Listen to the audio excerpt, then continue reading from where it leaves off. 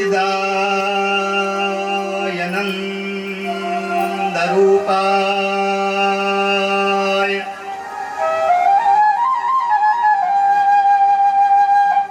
विश्वोत्पत्त्यादिहेतवे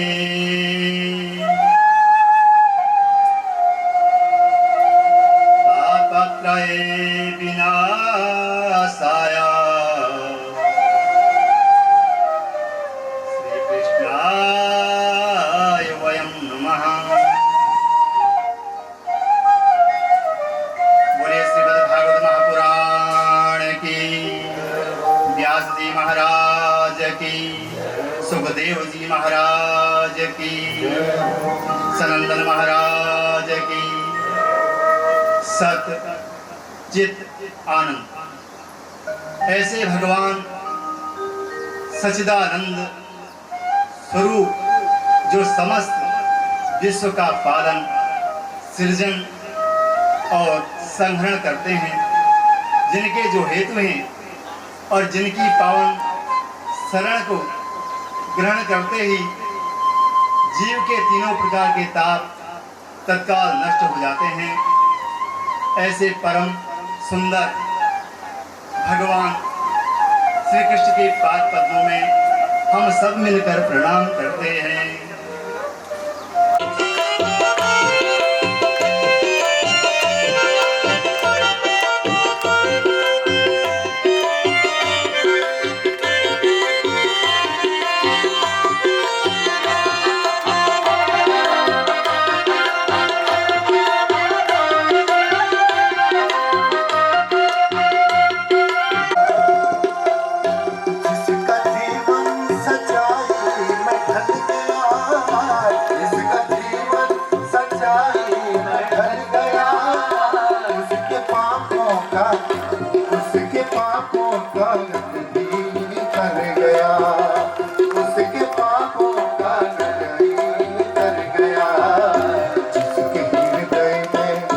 जिसके हृदय में राम नाम बंद है, जिसके हृदय में राम नाम बंद है, उसको हर घड़ी आनंद ही आनंद है, उसको हर घड़ी आनंद ही आनंद है, उसको हर घड़ी आनंद ही आनंद है।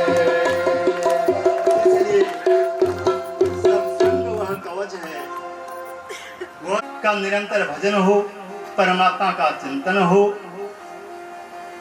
और परमात्मा का स्मरण हो, तो वही सबसे बड़ा धन है।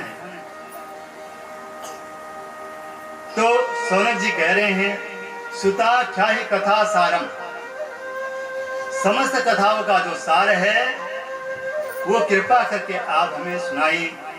और कैसी कथा? मम करणम रसायनम, जो मेरे कान में पहुंचे और रसायन यानी दवाई का काम शुरू हो जाए, ऐसी कथा आप हमें सुनाइए। और मेरे कानों के माध्यम से कथा भीतर प्रविष्ट हो और रस का संवर्धन करें, भक्ति का संवर्धन करें, ज्ञान का संवर्धन करें, और ऐसी कथा आप हमको सुनाइए। कथा कैसी हो? जिस कथा से ज्ञान बढ़े। पता चला कथा तो हुई, अब कलेश पैरी में, तो उसी कथा का भी क्या करें? तो कथा ऐसी हो जिससे ज्ञान बढ़े, भक्ति बढ़े और वैराग्य बढ़े, और भगवान से जो है प्रेम हो, और इसी का नाम क्या है? भक्ति है। भगवान से प्रेम हो, इसी का नाम भक्ति है। और संसार से आसक्ति छूट जाए, इसी का नाम वैराग्य है।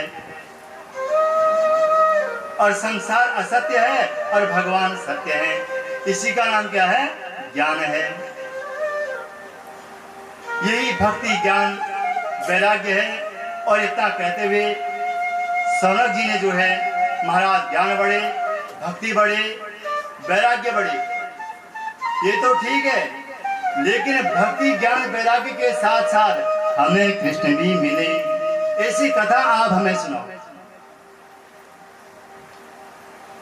भक्ति ज्ञान वैराग्य ये सब हो और भगवान कृष्ण हमें कैसे मिलेंगे, ये कथा आप हमें सुनाओ। तो भगवान कृष्ण की प्राप्ति का साधन क्या है और कृष्ण कैसे मिलेंगे, ये आप हमें बताएंगे। तो भक्ति का उद्देश्य है कृष्ण की प्राप्ति। कर्षयति इति कृष्ण, जो हमारे क्लेशों को हमारे पापों को मिटा दे उसी का नाम कृष्ण है। और वैराग्य का उद्देश्य क्या है, भगवत प्राप्ति। जब तक भगवत प्राप्ति नहीं होगी तो हमारा उद्धार नहीं हो सकता है, इससे भगवत प्राप्ति का होना बहुत जरूरी है। और ज्ञान का उद्देश्य है भगवान की प्राप्ति। जब तक ज्ञान नहीं होगा तो समझ नहीं पाएंगे, तो भगवान हमें मिलेंगे नहीं। और स्वर्ग की चिंतामणि चिंतित वस्तु दे सकती है, लौकिक सुख दे सकती है, और स्वर्ग का कल्प वृक्ष जो है हमारी कल्पनाओं को भी पूर्ण कर सकती है। और लेकिन गुरु यदि चाहे तो भगवान को भी जो है प्राप्ति करा देते हैं। प्रियच्छन्ति गुरु प्रीतो वैकुंठम योगी दुर्लभम। प्रियच्छन्ति गुरु प्रीतो, अगर गुरु प्रसन्न है, गुरु खुश हैं, उनके प्रति के हम भाजन हैं, उनका मेरे ऊपर स्नेह है, तो वो भगवान की प्राप्ति जो है हमें करा देंगे। सूत जी महाराज बड़े प्रसन्न हुए। गुरु की महिमा का बखान गुरु के सम्मुख करना चाहिए और श्रेष्ठ जनों की महिमा का वर्णन उनके सम्मुख ही करना चाहिए। महिमा का वर्णन माने स्तुति, हम उनकी स्तुति करें। हम भगवान की जो स्तुति गाते हैं वही तो महिमा है। आप बड़े दयालु हैं, आप बड़े कृपालु हैं। श्री रामचंद्र कृपालु भज मन हरण भव भय दारुणं नव कंजलोचन कंज मुख कर कंज पद कंजा। आप शरणागत वत्सल हो, आप बड़े दयालु हो, आप बड़े कृपालु हो, और आप संसार के दारुण भय को दूर करने वाले हो। आपके चरण कमल बड़े कोमल हैं। आपका मुख मंडल जो है कमल की जो है अद्भुत छटा पा रहा है। तो भगवान के गुणों का जो है उनके सम्मुख जो है महिमा मंडल का वर्णन करना चाहिए, और इसी का नाम स्तुति है। शिष्य और पुत्र की प्रशंसा उनके सम्मुख नहीं करनी चाहिए, पीठ पीछे। अगर आगे करोगे तो बिगड़ जाओगे।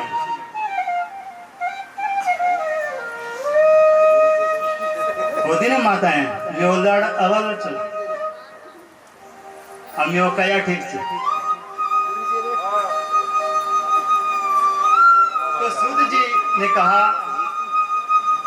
हे श्रेष्ठ मुनियो, भगवान के चरणों में आपकी प्रीति है, इससे मैं आपको भागवत कथा सुनाऊंगा। सर्व सिद्धांत निष्पन्नम संसार भय नाशनम। समस्त सिद्धांतों का जो सार है, संसार के भय को दूर करने वाला, काल रूपी जो है ज्ञान के भय से जो लोग भयभीत हैं उनके भय को दूर करने वाली यह भागवत की कथा है। सर्व सिद्धांत निष्पन्नम संसार भयनाशनम काल व्यालम मुखग्रासः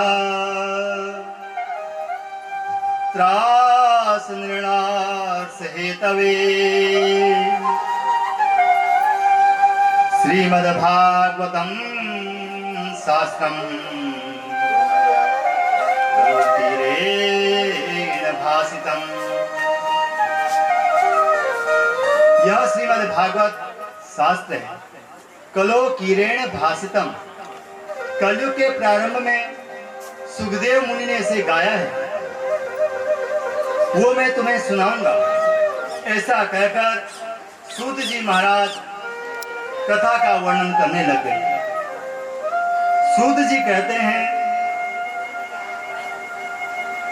जन्मांतरे भवेत् पुण्यम, जितना कथा सुनने और सुनकर मनन करने से हो।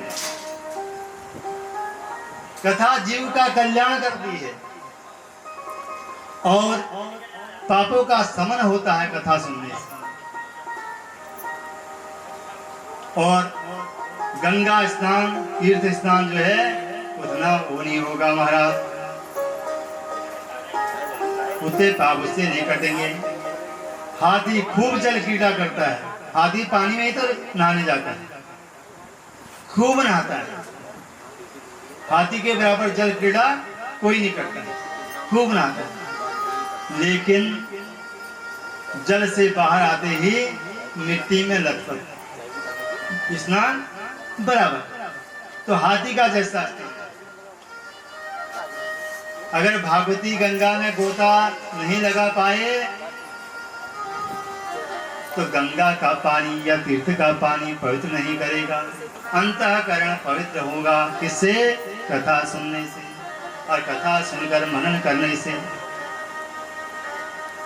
और नहीं तो रील बनाने में रह गए, घर में सुर उड़ जब घिनोड़ी प्रधान का छाजा, फिर वही स्थिति है। तो कथा सुनना है और सुन के अपने जीवन में उसको उतारना है, तभी कथा सुनने का फायदा है।